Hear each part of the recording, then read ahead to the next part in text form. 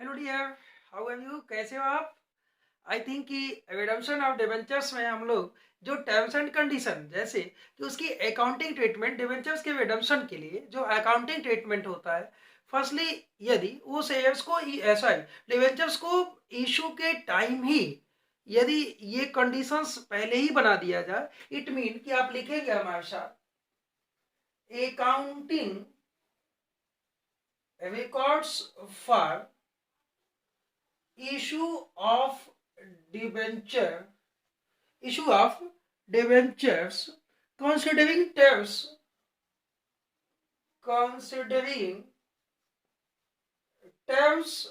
and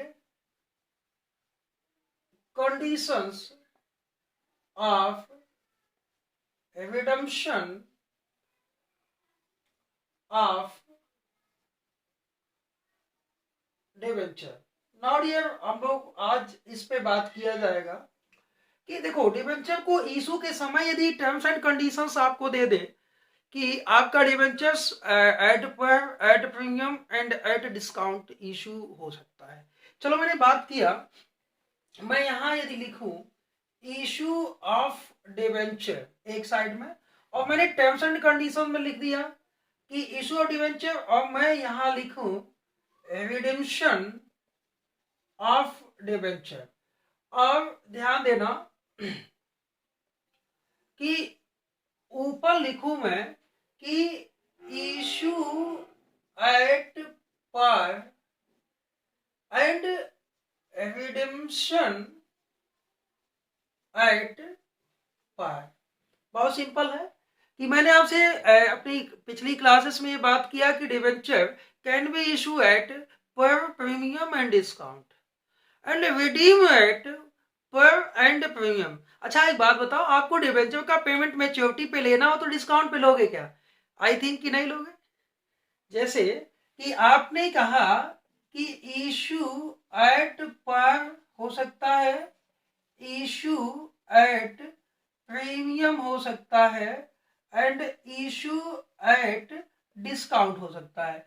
लेकिन मालूम है रिडिम्पशन जो है ना, ये सब में दो ही केसेस हो सकते हैं, यानी कि रिडिम्पशन एट पर हो सकता है, रिडिम्पशन एट प्रीमियम हो सकता है।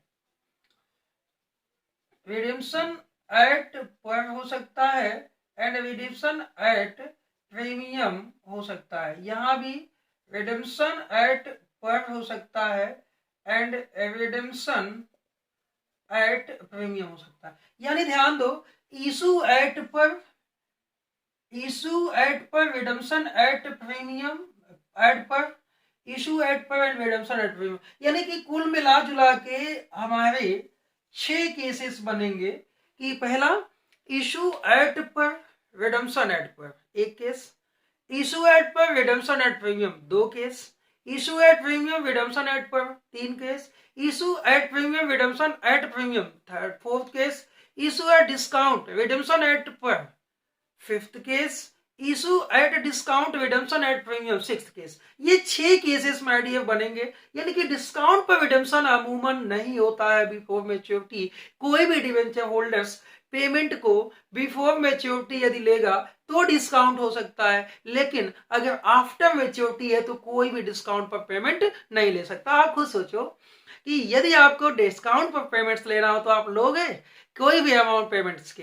तो शायद नहीं लोगे। तो प्रैक्टिकल लाइफ में आप सोचो, तो ये आपके 6 केसेस में हम लोग बात करने वाले हैं कि जो इसकी अकाउंटिंग ट्रीटमेंट होगी रिडम्पशन के मेथड्स की स्टार्ट करने के पहले, जो आपके पेमेंट का जो अकाउंटिंग ट्रीटमेंट होगा, पहले हम लोग उस पर बात कर ले, फिर मेथड्स की ओर चलते हैं हमारे।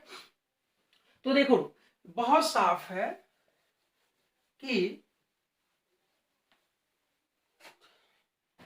इशू एट डिवेंचर क्या है, एड पर, और रिडम्पशन एड पर।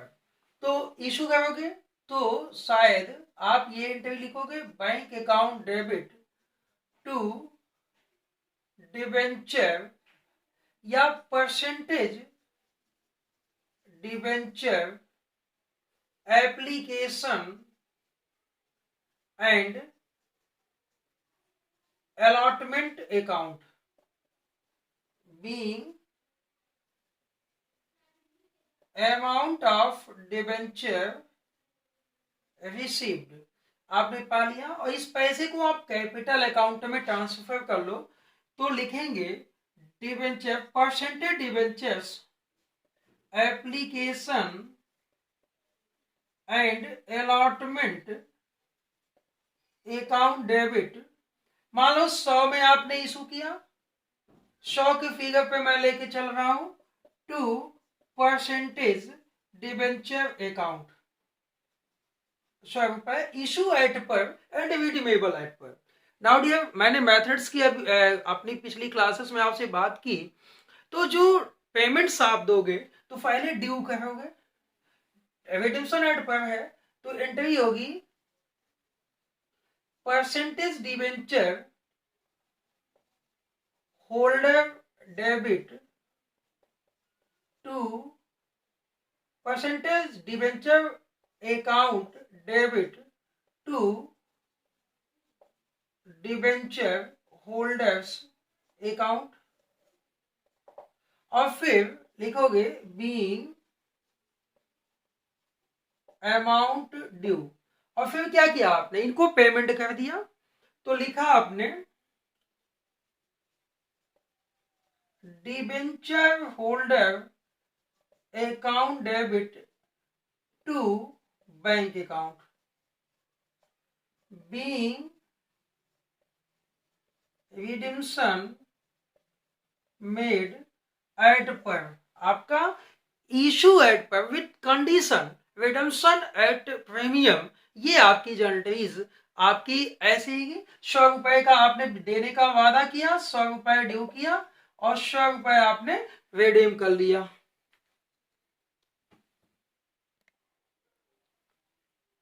नाउ डियर, अब हम लोग बात करने वाले हैं कि issue at par and रिडीम्पशन at premium. Issue at par and रिडीम्पशन at premium, कोई डाउट नहीं।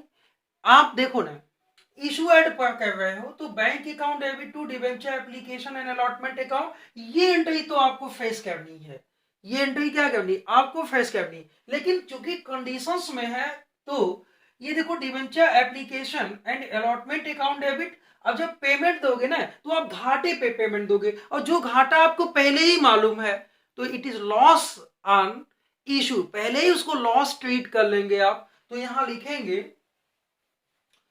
Loss on issue of debenture, loss on issue of debenture account debit. चलो मान लो आपने 10 रुपए का प्रीमियम पेमेंट करने की बात कही, तो टू बाकी का पैसा डिबेंचर परसेंटेज डिबेंचर अकाउंट में चला जाएगा, कितना 100, और बाकी चला जाएगा टू प्रीमियम ऑन रिडिम्पशन, कितना 10 रुपए आपने प्रीमियम पर पेमेंट करने की बात कही है।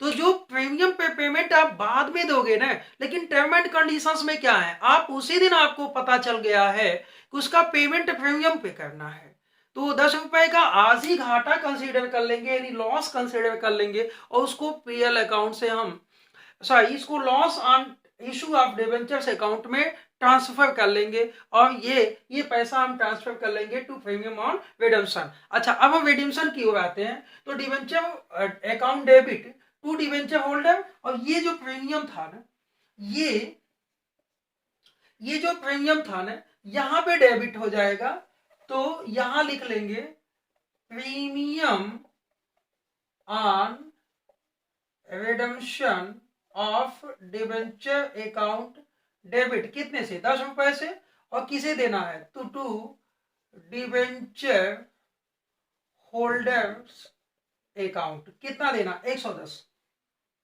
अब इन्हें पेमेंट कर लो, बस ये एंट्री बदल जाएगी, ये 110 हो जाएगा। ये न्यू केसेस में माय डियर स्टूडेंट्स, ये नए केसेस में है, आप बिल्कुल इसको समझने की कोशिश कीजिए कि आपका डिबेंचर एड पर इशू था, लेकिन इशू के समय ही आपने बोल दिया कि पेमेंट्स जो डिबेंचर का होना है ना, वो एट प्रीमियम होना है। एट प्रीमियम का मतलब क्या होगा, एट प्रीमियम का मतलब कि आप इन्हें पहले से ही ये लॉस आप जानते हो, तो जब आपने डिबेंचर अकाउंट में ट्रांसफर किया इस पैसे को, उसी दिन ये लॉस अपना ट्रीट कर लेंगे और इसको प्रीमियम ऑन रिडेम्पशन अकाउंट में ट्रांसफर कर लेंगे सेकेंड पार्ट में। और फिर क्या किया आपने, इसको पेमेंट्स किया। तो जब आपने इसको पेमेंट्स किया तो पेमेंट के समय जब ड्यू किया तो आपने प्रीमियम को डेबिट कर लिया और पेमेंट कर दिया। माय डियर स्टूडेंट्स, ये टॉपिक था issue at par and redemption at premium. अभी आप जनरल ट्रेस सीखे, इसके बाद मेथड सीखते हैं हम लोग।